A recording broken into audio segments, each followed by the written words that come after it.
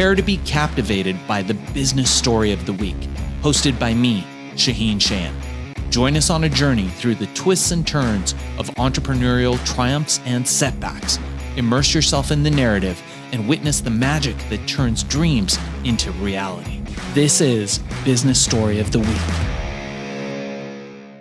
And welcome back once again. This is Josh. I am your co-host for Business Story of the Week, where we navigate the world of entrepreneurship, business, and innovation, uncovering stories of perseverance, struggles, and success. You guys know how it is. Every episode, we adventure into the lives and journey of those who dared to dream and do. And today, we have quite the guest for you guys, and because a guest that inspires change, I would say. And I'm very, very excited about the stories he's about to tell us today. So, Joseph Jaffe is a six-time author, keynote speaker, adjunct professor at NYU, business and leadership coach at EOS, Entrepreneurial Operating System. And as of March 2020, he is the host of Joseph Jaffe is Not Famous, the daily show for business. With a bit of Wayne's World. Your words, Joseph. We need to get into that. He has worked with countless Fortune 500 companies as well as startups. In 2019, he joined West Virginia University's Reed College of Media as an instructor in the Integrated Marketing Communication Online Graduate Program, where he wrote and lectures a course on brand evolution strategy. To date, he has hosted over 600 tastemakers, opinion leaders, and influencers like Patrick Fabian from Better Call Saul, Dan Pink, Carol Baskin, but not as famous, of course, and memorable as our OG host, Shaheen Shayan. Oh, yeah. Finally, and lastly, his new book is part memoir and part motivational book, and is the first book in the world where readers get royalties. That last bit right there is very interesting. But before we really get into it, Joseph, how are you? How is your day? It's glad to have you. I'm really glad to have you here. Well, my day is fantastic because I'm here now, and and just even seeing you as you were going through the bio, you have a smile on your face, which makes me smile, Oh, and so it's a good connection, and I like how you introduced me, inspiring change, because you can provoke change, you can inspire change. One of the greatest lines I like is change happens when the pain of not changing is greater than the pain of changing, which was, we recognize that it is painful, and we as humans are hardwired to resist change. But when we're all on the same page, and when we all recognize that there is going to be a little bit of pain involved, I think what it does is it just makes it a little bit more palatable and acceptable yes. to kind of encounter the bumps and bruises and say, hey, we made it on the other end. We made it to the other side.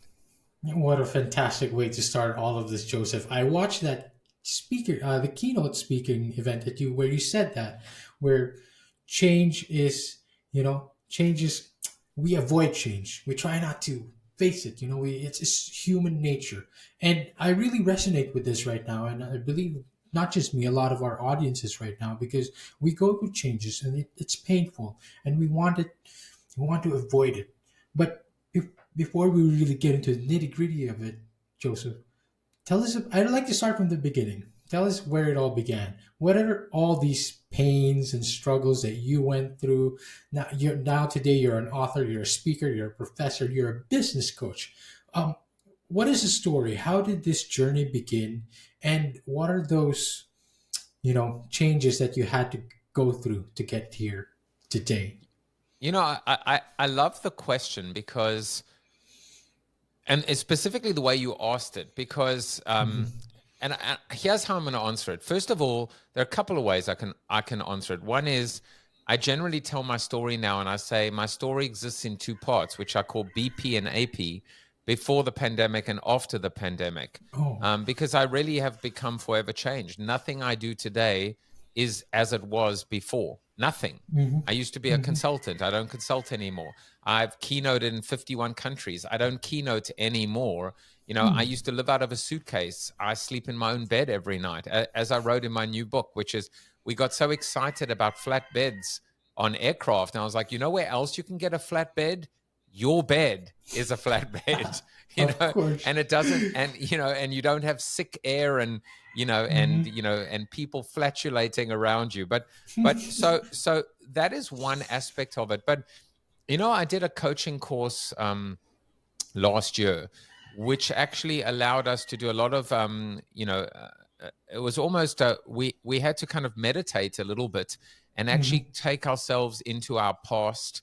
And one of the things we did, and it was quite painful for me, is I went through every decade of my life, 0 to Hmm. 10, 11 to 20, and isolated a moment of pain, a fork in the road, Hmm. an item where I was tested, where my saboteur kind of took over from my sage. Okay. From my father passing away when I was 4 years old in a tragic motorboat accident, to being laid off, to emigrating to the US. Hmm. And what I realized is, in every decade of my life, there has been a moment when I've been pushed, when I've been Right. forced into change. So when you ask where did it begin, it probably began when I was 4 years old.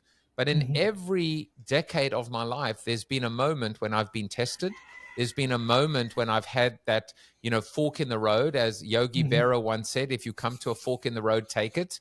Um, Hmm. and what I realized throughout the process is that, we go through our lives, going back to your introduction, where we have safety nets, where we are in a comfort zone. We have to almost challenge ourselves to be comfortable Hmm. in being uncomfortable. But Right. the reality is most of the time, change happens when we're pushed, when we're Right. forced, when Right. death, divorce, midlife crisis, being laid off, a global pandemic. And so, if we can get really comfortable at being able to Hmm. anticipate, accept, almost embrace it, it Hmm. doesn't it's not as painful, and actually it becomes cathartic even Right. going through it, because it is a cleanse. It is the Hmm. ability to actually feel truly alive.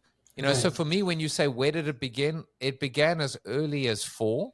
But there have been, for me, most recently, March of 2020, I became a talk show host. I became a coach. I became a teacher.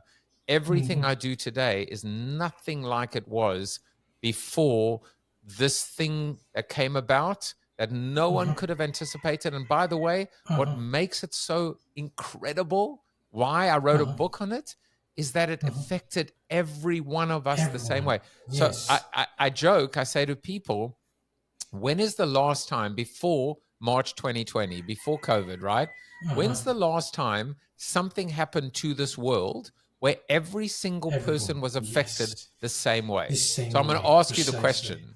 I'm going to put you on the spot. Can you tell me, when last, before March 2020, did something happen to the world that affected everyone the same way? The world. The first thing on my mind was the 2008 financial crisis, but doesn't that it isn't really quite global, I would say, right? Exactly right. So Hmm. people start, and then they say, some people will say, World War II, and I go, well, it depends which side of the world you are Exactly. on. So I'll tell you the answer. It's a little bit tongue in cheek, Okay. but I write this in the book. It's actually the flood, as in Noah's flood. So I mean, Oh, okay. I'm kind of joking a little bit, but the reality is it's never really happened Hmm. before. And what that Hmm. does is it puts everyone on the same page. Right. It puts Uh-huh. everyone in a way that you and I can relate to one another. Where Hmm. were you when Hmm. the world stood still? Where were you? And we can tell, and your story is different to my story, but Hmm. yet we can empathize with one another. So Hmm. Hmm. it's a long roundabout squiggly answer, but where did it all Yeah. begin? I mean, it began at 4, and it has just continued throughout my life. Hmm. Joseph, I really resonate with that story because how you say that it started when you were 4, very early on. You were pushed into all these different struggles and pain throughout your decades. For me, it felt like it started at birth when I was 50-50 with my mother. My father had to choose between me and my mother. And, we got through that. We went through that. But I also definitely resonate with that kind of change that what Wow. affected all of us globally, because at that pandemic is when actually I would say was the last nail in the coffin of my mom's recovery from cancer. Since we could not get medication for her illness got worse. And I felt like if it wasn't for that, maybe she would be with us. Maybe my life would be different. But now I'm trying to make sense of it all, Joseph. And I feel like you're the perfect person to ask this because I'm resonating with all these struggles that you went through and all this pain that changed you. And you say now that what you do completely now is different from what you've done before. And I'm trying to relate to that in the sense that how did my life change and how do I find success in all these pains that I'm struggling with right now? It's not just me, it's also all the audiences, right? Because right now, part of my pain and the struggle I'm going through is kind of like a divorce. I was kicked out by my fiance 4 days before Christmas, so it's very fresh. Oh, So I'm sorry. I'm just trying. I'm just trying to but you're the perfect person to ask. And now I'm feeling like if the audience and all the listeners are also listening, how to make sense of this? What are the things that I can do every day to make sense of this struggle, make sense of this pain, and make sure that I come out differently? Because I feel there's a difference between like just enduring pain and going through it Mm. over mindfully improving from all the pain. How does that happen? Yeah, so I mean, it's another great question, and by the way, my mom passed away from cancer after 7 years, a 7 year battle at the early 2023. So I can relate as well. Um, you know, one of the beautiful things of being in this position like you are talking to people with Mhm. over 600 guests on my show is you start to triangulate a point of view that comes from multiple thought leaders and experts. Right. So I just recently had someone on my show who spoke about toxic positivity, and so I almost had to catch myself to basically say, well, everything happens for a reason. That's Hmm. toxic positivity, right? That because Right. what it doesn't do is it doesn't account for the pain that you're feeling right Right. now. But I think That's if you can account for that and wallow in it and empathize with it and then figure out how to move on, how you can create positive from negative, what it hmm means, hmm then I triangulate that with Dan Pink, who came on my show, and he spoke about regrets. And he said, you hmm should have regrets in life. When someone says, no, I hmm have no regrets in my life, what do you mean, no regrets? Of course I have regrets. Of course I've made mistakes. The question is, did I learn from them? Would I do hmm things the same way again? Hell no, definitely not. hmm So, are there signs? It's one of the chapters in the book. Of course, there are signs all around us, but are hmm we paying attention? Are hmm our eyes open? Are our ears open? Are we actually, there's a saying that says there are none as blind as those who will not see. So, Wow. I'll give you the ultimate example is for a hmm period of I don't know how many years, we all walked around with masks on over our mouths. Maybe that was a sign to say we should talk less and listen more. Maybe God hmm gave us two ears and one mouth. We've heard that saying. So what I've learned through this process is, hmm first of all, when you are overcome with pain or depression or anxiety, um label it, acknowledge it, even wallow in it, even just say I'm scheduling time to be depressed. Oh, I'm right. scheduling time to feel sorry for myself. I'm going to hmm take this and I'm just going to actually just let it wash all over me, and then I'm going to compartmentalize it and move on hmm because I have no choice. Right. Or because life is hmm too short. Life is too short. Let's figure hmm out another solution. And I hmm think, you know, it feels sometimes weird. Like I don't want to be woo woo about it because I'm not that kind Mhm. of a person normally. But Mhm. I have definitely learned to become a lot more self aware and a lot more Mhm. mindful through this process. And the other part of it is realizing, and this is an important point to tell people, you're not Mhm. alone and you're normal. And sometimes you don't feel normal, but you're normal and you're not alone. And so many people are going through the same pains and Mhm. struggles and challenges as Right. you are.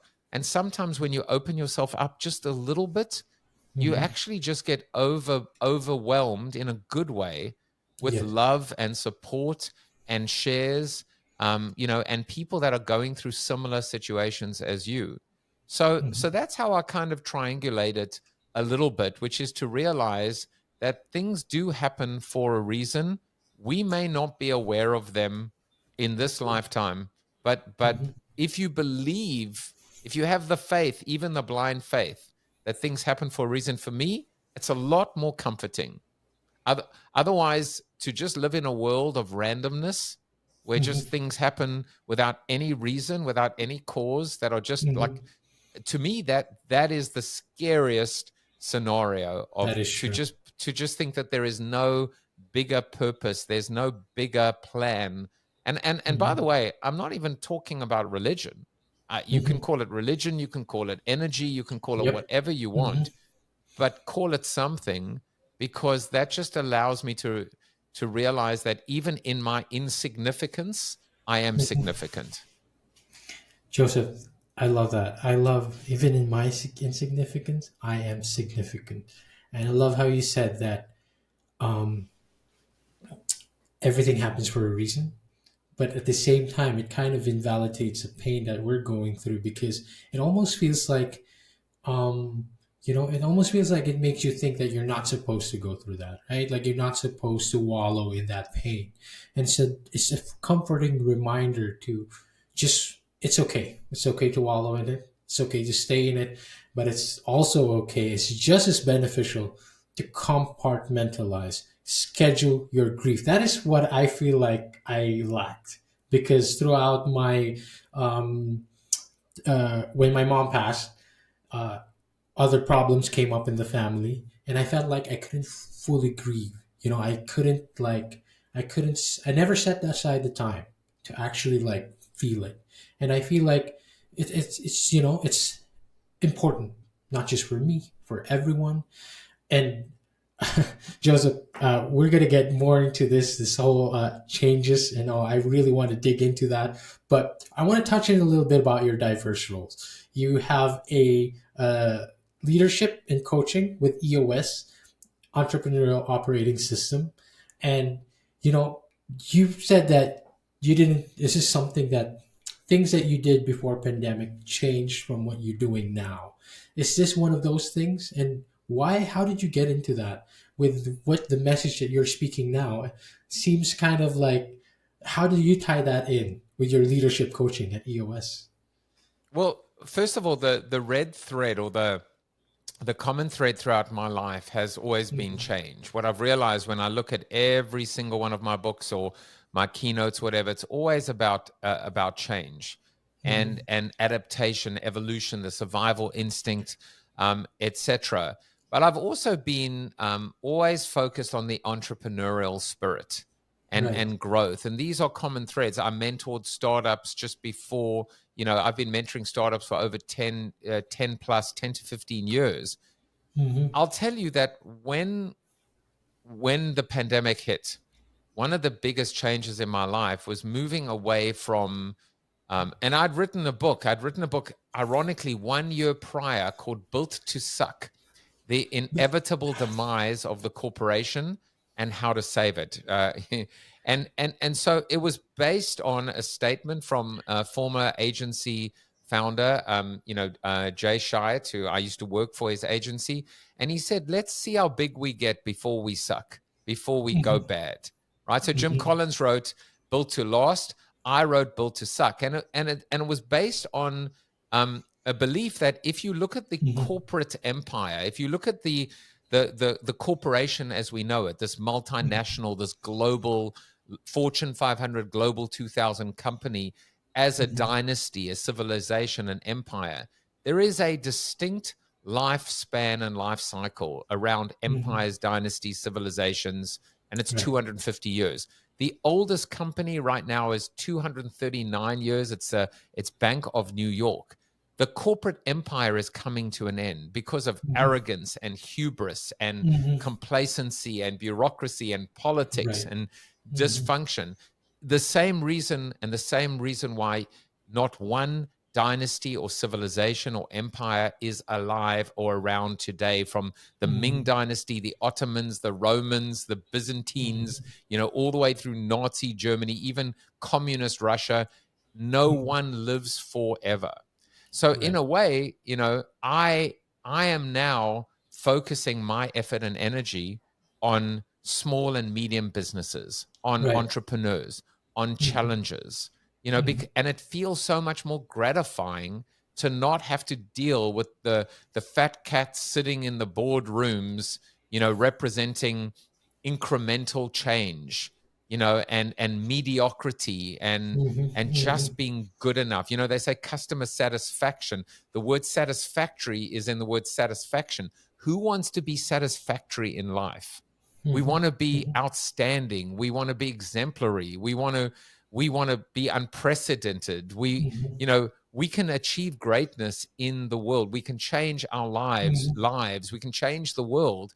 You're not Mhm. seeing that, in the largest companies on the Fortune 500, which, by the way, itself has turned over dramatically as well. Mhm. So for me, my brother actually reached out to me, and he's in South Africa, which is where I'm from, and Ah, he was running on EOS, and he turned around to me okay. and he said, "You would make the perfect coach, the perfect EOS coach, just because of your love to and your passion and your want to help first and to Mhm. make a difference Mhm. and to help businesses like mine." And Mhm. so, I hate to admit it, but he was right. And so now I'm working with companies that are as small as 10 and as large as 250 employees, helping them Wow. get everyone in the company rowing in the same direction, aligned Wow. around a common vision of where the business is going and how to get it there. But more importantly, this Mhm. idea of discipline and accountability, Right. because that's the one Right. thing that is just missing in business today. It's Mhm. in a culture of high trust, everyone is accountable because they're all part of the same team. They're all Right. rowing in the same direction. So for Mhm. me, it's been like it's been like going to the spa. It's been this amazing release to actually work with companies and see the difference. As opposed to producing I'll give you a quick example. One of the things we do is we develop core values. We Mhm. develop core values for a company in 2 hours, in 2 hours flat. Wow. Now, I can Wow. tell you, I've done this before as a consultant. Companies Right. have come to me saying, "Can you help us develop core values?" I would Mhm. submit a 4 to 6 month proposal, charge them Mhm. about $150,000. And I can tell you now that the work that I do in 2 hours is better than the work that I did in Mhm. 4 to 6 months. Mhm. Mhm. And that's not to say that I was doing it less diligently. Right. It's just that there's so many steps and layers that we put in place, obstacles, Mhm. barriers, just Mhm. because that's the way business is done. But life is Mhm. too short to slow down the process of change and creativity and transformation. It really does feel like the title leadership coach is very apt, very accurate for you, Joseph. And And and I'm I always tough feel, as well. And I'm really tough. I kick butts because, again, like open and honest, you just got to call it like you see it. especially when it comes to business, I imagine, and entrepreneurship, you cannot flower it up. You cannot, you cannot be afraid of hurting emotions because, that fire needs to be lit, so to speak. And I love how you say that it feels more meaningful now than it ever has been. And I always will relate it back to what you're saying, that to me, it feels like you are inspiring change, but this time, in the business world, in the entrepreneurial world, You know, you're making a difference in the way, these things are ran. Because one of the blessings that I've been grateful for when it's speaking to some of the guests here is that there's been change being inspired on how businesses are ran, how corporations are ran. It's not just, dehumanizing and devaluing people anymore. It Mm. feels like there is a change coming about when it comes to valuing the effort of people within a corporation, within an organization. And I love that. I love that, Joseph. By the way, Go ahead. I love what you just said as well. And actually there is I'm gonna talk about a concept that I've been developing. I spent a lot of time in the Web3, blockchain, Right, murky right. crypto world over Mm-hmm. the course of these 3 years. Um, and so I've been developing a lot of thinking around what I call community capitalism. Mm-hmm. So it is this, Mm-hmm. I call it the evolution of capitalism, not the dilution, but the evolution of Evolution. capitalism. Because as we know, Darwin once said it is not the strongest of species that survives, nor the most intelligent, but rather the one that is the most adaptable to change. And I Mm-hmm. actually think that we can get to a place where we actually can make as much, if not more, from a profitability standpoint, but we Mm-hmm. can actually benefit more people in the Mm-hmm. ecosystem, not Mm-hmm. just customers, but employees as well.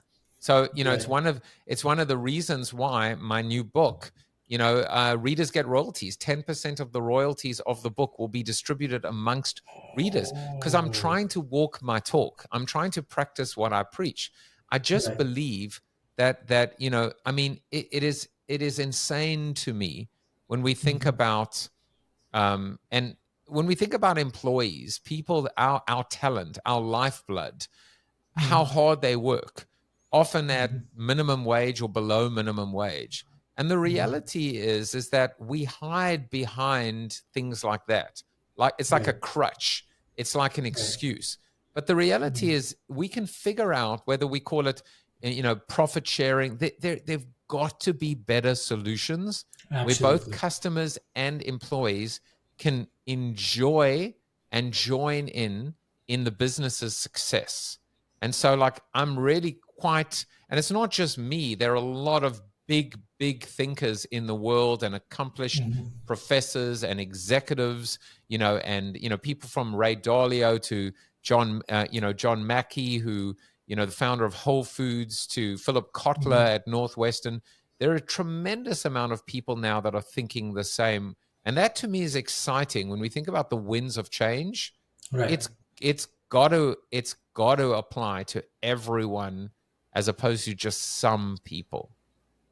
I really see that this wave of, you know, experts and leaders. You say the winds of change, like they are really like the winds behind these sails, like the winds pushing this world forward. And I love that's a bit of serendipity in there for me, Joseph, because the recent or the previous guest I've had is John Paller from F Denver, and he spoke about the same thing, like creating an ecosystem in Web3 and democratizing employment or democratize just making everyone involved, having everyone join in, enjoy and join in is like what you said. I love that. And it's really fascinating to have like there's a real serious movement and like real thinkers behind this kind of movement.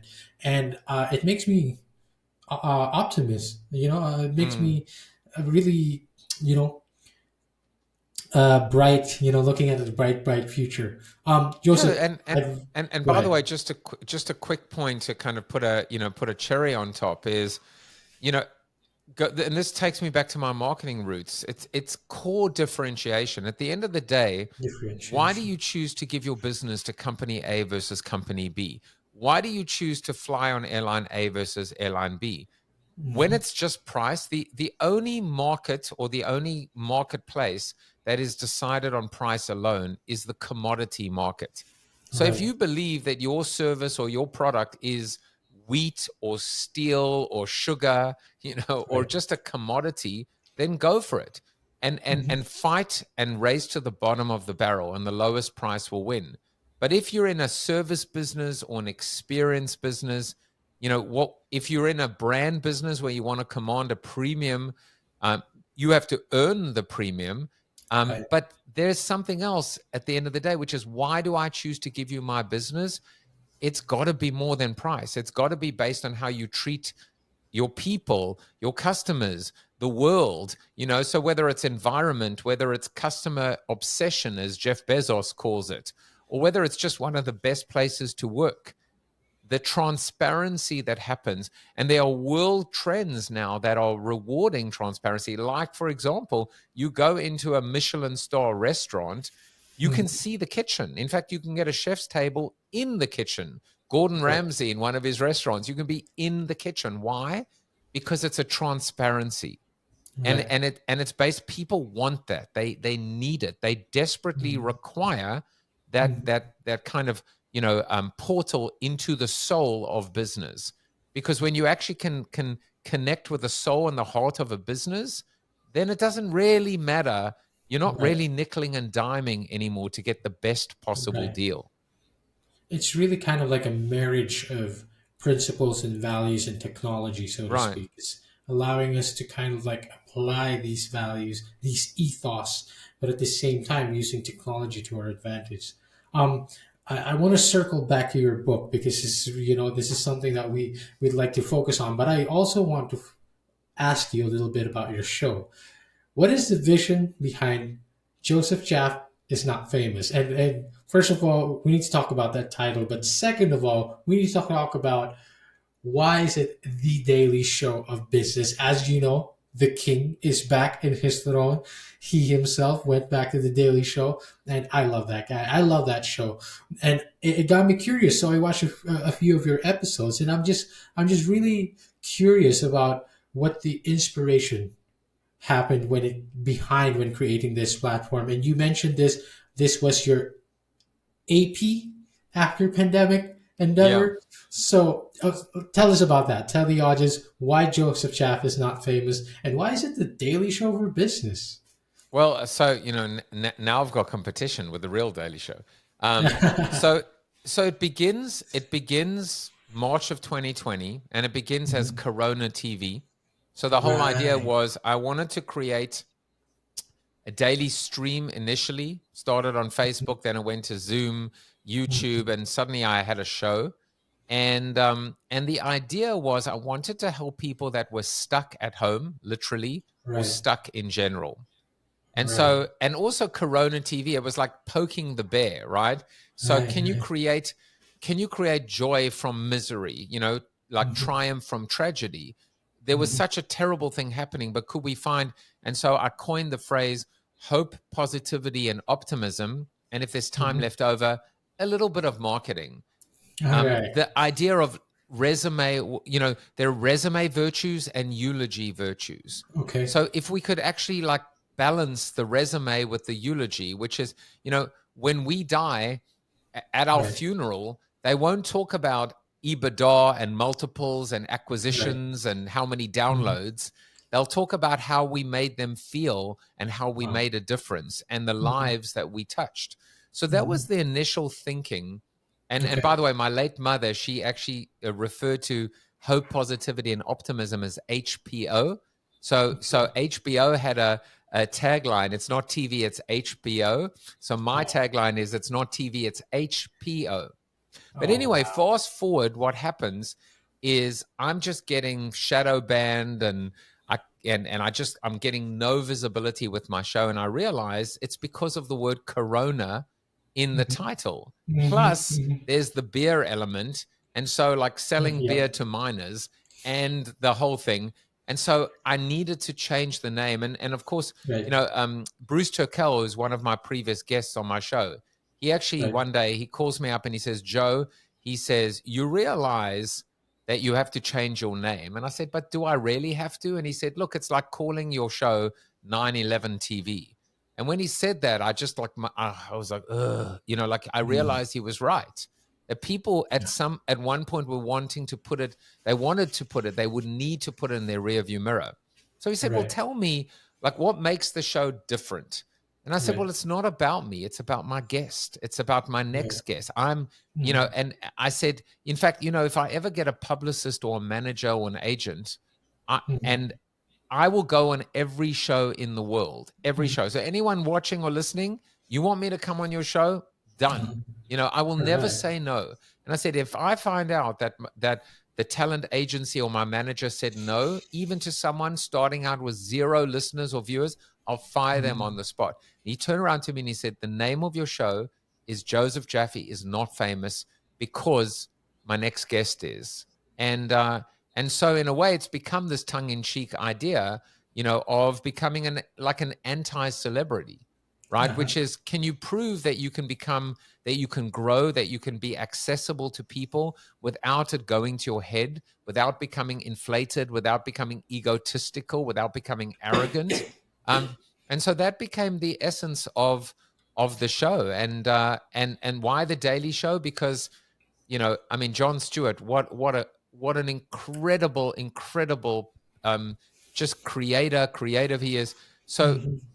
why? I'll tell you why. Because initially, when he was starting out, he basically every night would have a bunch of old white guys on the show that no one had ever heard of, who wrote Right. books on politics. The left is ruining the country. The right is ruining the country. The Mhm. liberals are destroying us. The conservatives are destroying us. Mhm. And no one had ever heard about them. And I said, well, what he did with a bunch of old white guys who wrote books on politics, I want to do with a much more diverse representation of humans, whether it's race, color, gender, creed, Mhm. nationality, diverse of opinion.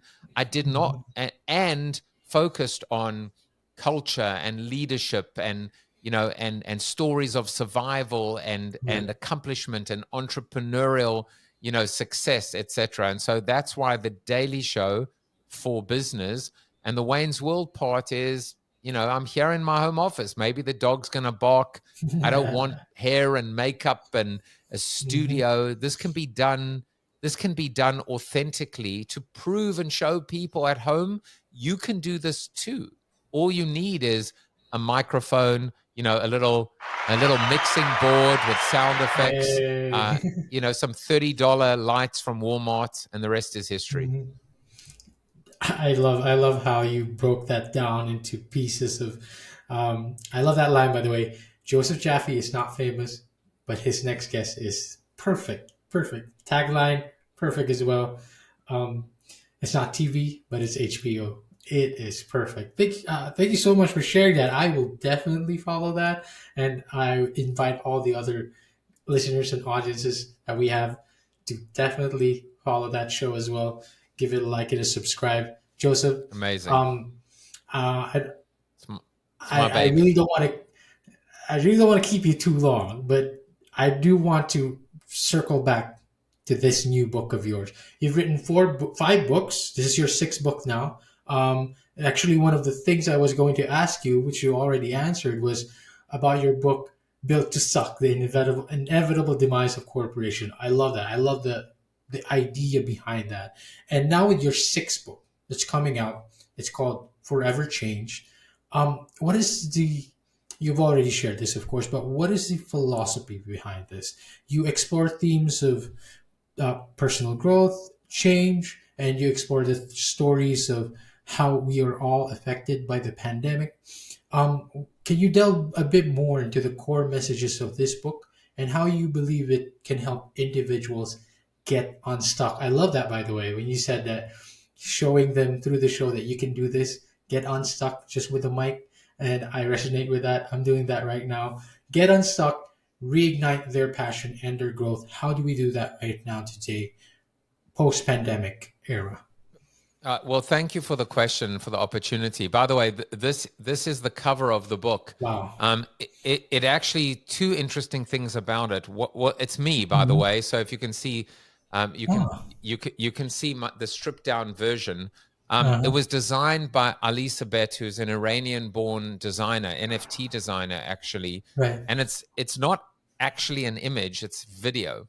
So Right. if people go to foreverchange.life, they can actually see the Okay. video of the cover. So I was trying to rethink everything. Like, why Mhm. should the cover of a book be static? Why does it have Mhm. to be an image? Why can't it be a video? But it also Mhm. just shows you the chaos. And Right. and it shows you all the different, so it builds and it unbuilds, and the lines change and the fonts change, and it writes and then it unwrites, etc. And that demonstrates life. Right. The message of the book is, if you didn't change during the pandemic, then you wasted an opportunity. If you Right. didn't move from being unhappy and miserable and unfulfilled, if you didn't take this, and I say opportunity because it's actually it's a concept called quantum superposition, believe it or Right. not. Like, how the hell did I find out about that? I can tell Okay. you, actually. I heard Okay, about it please. actually at a commencement speech at my daughter's college. Uh-huh. Quantum superposition says two things that are diametrically or completely opposite can both be true at the same time. Right. And that was the pandemic. It was terrible, tragic, awful, just devastating. And yet it was also incredible in terms of the opportunities it gave people to reconnect with one another, to change, to transform themselves. So the Wow. message is, if you didn't change during the Mm-hmm. pandemic, you wasted an opportunity. Mm-hmm. But then there are a few additional parts, which is, but don't worry, there's still time. The Oh. third part is, it shouldn't have to take death, divorce, being laid off, midlife crisis, a global pandemic for you to be pushed. Mm-hmm. And then the Mm-hmm. final part says, but what if there was a formula? What if there was Right. a recipe? What if there was a Right. way to begin to change and identify and recognize the change? And so I came up with a 3-step formula, which is Amor Veritas Vigor, which stands for love what you do, be true to yourself, and stay the course. So Wow. love, truth, and then Truth. stamina and Stay. energy. Wow. So the message is, you've got to be happy. The pursuit of happiness, the question of questions is, how do we find and how do we find lasting, fulfilled happiness? Mm-hmm. And do we believe we deserve it? That Right. being true to yourself is your identity, your purpose, your authentic self, living Right. your own truth, Mm-hmm. being able to say, this is who I am and I'm comfortable with that in Mm-hmm. my own skin. And then the Right. third part of it is, don't give up. Right. It's a marathon, not a sprint. It's the long game. You can do this. We can do this together. And so that Mm-hmm. becomes the message, to become forever changed. And I even ask the questions at the end. I say, as I lay me down to sleep, um, I ask or answer these 5 questions. Number 1, did I show up for myself today? Right. Number 2, did I show up for others today? Number Wow. 3, if today was the last day of my life, would it have been worthwhile?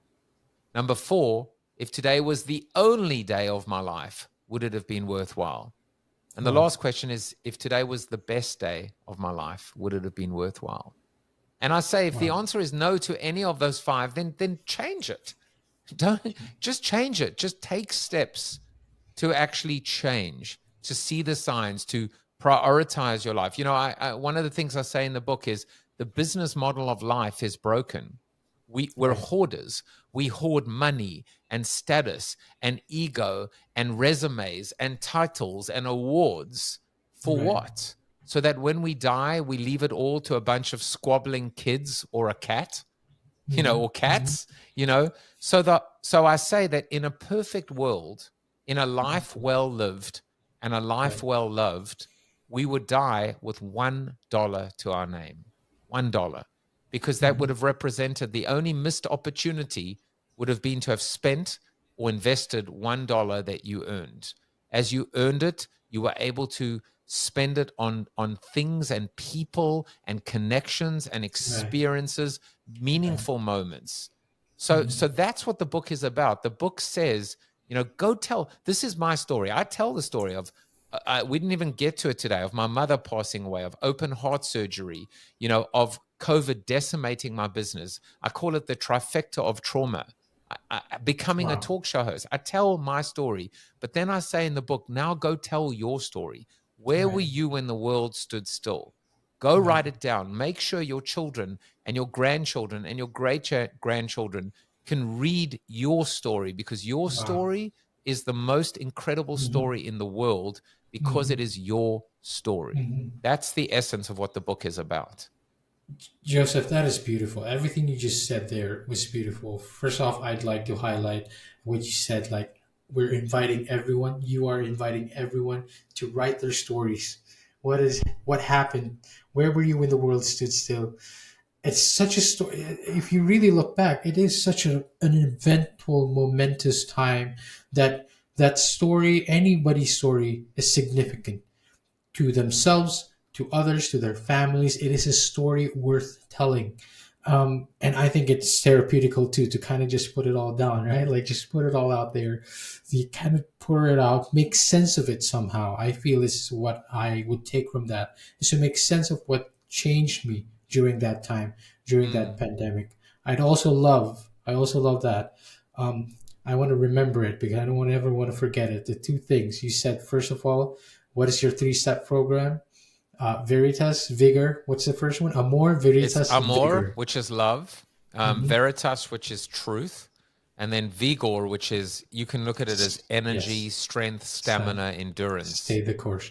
Don't Absolutely. give I will up. keep that in mind. I will keep that in mind. I hope the audience keep that in mind. And of course, everything else that you mentioned, like the questions before you lay me to sleep, I feel like it's such an enriching practice to do every day. And do you do that every night, Joseph? I mean, you're reminding me that I should be asking myself the questions, but I kind of live it. I mean, to be honest with Right. you, I am living it. You know, Mhm. so the honest answer is I'm not actually journaling and answering those questions, but maybe I should. But I really am living it. Like nothing Mhm. I do is like it was. And I'll Mhm. tell you, like, it's not without, one of the things I even write in the book is I say my manifested goal is for my show to be picked up by CNBC or Bloomberg or Right. Cheddar or a business network, and I will not stop until I drop dead. I Wow. write those words, which is I'm not giving up. I'm not ever giving up on this, Wow. because it is, it's like removing an organ, it's removing a limb from me. It is that much a part of me. And I just think, like, we need to find, if we think about our work, our working lives, yes, we have to earn money. Yes, we have to put Right. food on the table. Right. But who said that we can't love what we do and Mhm. actually find meaning in it as well? They're Yeah. not mutually exclusive. And I recognize, by the way, that there are a lot of people that don't have that choice, but actually maybe they do. Maybe they can still Mhm. find the joy, or find ways to find joy, even in something that can sometimes seem soulless or joyless as well. Right. Don't Right. settle. Why settle? Why settle? Why believe, well, that's great for them, but it will never happen to me? Make it happen for yourself. It can happen for you if you really want it badly enough. Joseph, maybe we can find joy in the teachings that you give us in your new book. And maybe we can teach ourselves and others as well and learn more from your wisdom. Joseph, I really want to ask more and don't want to keep you around, but thank you so much for your time. I I want warned to you. give you, well, it was, fair warning. And like I said, I love listening and that was all fantastic wisdom that I for sure not only me that I can relate to and that resonate with. I'm pretty sure I speak also for the audience and the listeners. Joseph, I really want to give you this time. Where can we find Mr. Jaffe? Where can we connect with you? Where can we keep up with you? And where can we find this new book? I mean, I can't keep up with myself at the best of times, but I'll give you. Well, first of all, I'm Jaffe Juice on pretty much every social. Um, I'll give you a link for each one of the three things we discussed. The book Okay. is, you can find the book at foreverchanged.life, Hmm. and you can actually find out how you can buy a royalty, what will be a royalty NFT, where you'll Right. be able to get share in 1,000th of 10% of the royalties. Hmm. For EOS, my mini site is eosworldwide.com Okay. /Joseph Jaffe, and you can All find right. out about the coaching there. And then for the show, the show is still my baby. So if people want to subscribe to it, bit.ly/subscribe to the show. So it's as simple as that. bit.ly/subscribe to the show. And, Right. and send me a message if people watch this and this resonated with you. I want to, I want to connect with as many people as I can. That's fantastic. So, everyone, we're going to have those links up and down there in the description. But for everyone who also wanted to get a grab of that book, connect with Joseph, you have Jaffe Juice. Am I saying that Jaffe right? Juice. Get the Jaffe juice. Juice. Jaffe Juice. That Yeah. should be the fourth thing, Joseph. That should be like you should have like a product, like a soda product, Jaffe Juice. That sounds fantastic, I Joseph. once had, I don't know where, if I can see it somewhere, but I once did a speaking engagement where my host produced little shot glasses, Okay. and it said Jaffe Juice. And so the question is, what goes into Jaffe Juice? I can tell you though, it's kind of like a Bloody Mary. It's definitely alcoholic, and it definitely has spice or Tabasco in it. So it may as well Wow. be. So watch out, Jaffe Juice. It comes with a kick. All right, let's go. Okay, thank you so much, Joseph. I'm gonna watch out for that book. I'm gonna watch out for that drink. And again, for all our listeners out there, definitely check out Joseph Jaffe is Not Famous and everything else that he shared with us today. Thank you so much for your wisdom. Thank you so much for your time, and I You're will stay welcome. Thank connected. you. I look. All right, so here's the thing. We try to get a little bit better every day, but we can't do it without you. So if you like the video, make sure to like and subscribe below. And if you have any comments, just leave them in the space under.